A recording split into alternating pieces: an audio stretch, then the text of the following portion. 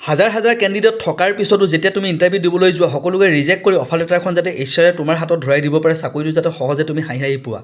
তো তাৰ কাৰণে তোমাৰ মাজত ডেভেলপ কৰিব লাগিব কিছুমান স্কিল, কোৱালিটি আৰু ষ্ট্ৰেংথ। ইয়াৰ কাৰণে আমাৰ কিং কোচিঙে লৈ আহিছে অনলাইন আৰু অফলাইন 11 দিনীয়া এটা কোৰ্ছ, য'ত নেকি ডেইলি 1 ঘণ্টাকৈ ক্লাছ দিয়াৰ ব্যৱস্থা কৰিব সামান্য এটা চাৰ্জেছৰ বিনিময়ত।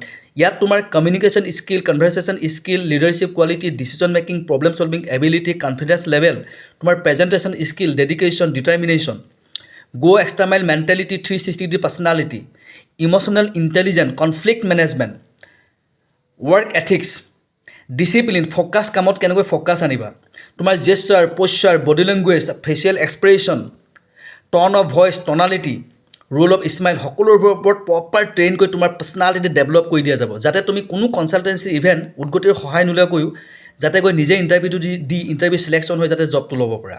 Thank U.